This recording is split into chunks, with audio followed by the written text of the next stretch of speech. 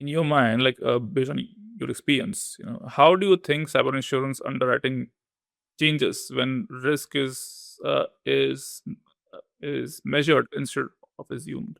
Well, if you have a CRQ or cyber risk quantification approach to your systems, suddenly it's a lot easier to understand how much insurance you probably need. You're not taking a guess anymore. Not that I think people were guessing. I think they're doing the best that they could with the data that they had. But now I can, if it's much easier for me to justify why I need $1 million policy if I know there is a 1 in 10 chance of losing $10 million, right? My ALE for that is $1 million. So now I have justification from on a cyber risk insurance policy of justifying that $1 million policy. So it just helps. Or you're getting to data driven analysis at that point. So in your experience, like have you seen like organizations usually buy more than they need or less than they need? I don't know that I can answer that, to be honest with you. There's a lot of things that go into an insurance policy, and I certainly don't want to get on the wrong side of my insurance brokers and insurance carrier friends.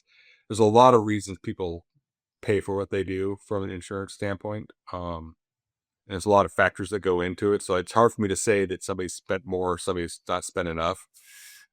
Yeah, I don't know that I'm the right person. That's more of probably a question for your brokers and underwriters who are listening.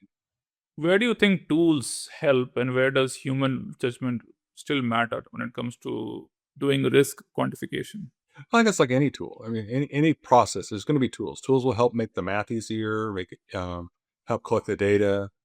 But at the end of the day, you still need people who understand the organization and the value that its assets hold. I mean, a tool can't tell you that. A tool can tell you how to do the calculations once you have that data. But just like Excel, right? I can do math by hand, but Excel makes it easier, right? A calculator makes it easier. So it's you still need somebody within the organization or a collection of people within the organization who understand what's at value and what's at risk, right? If the specifics, the tool can help generate and do the pretty colors and the mappings and the curves and all that stuff. But at the end of the day, you still need somebody who understands what it is you're talking about. Tool's just a facilitator of data aggregation, if you will, data manipulation.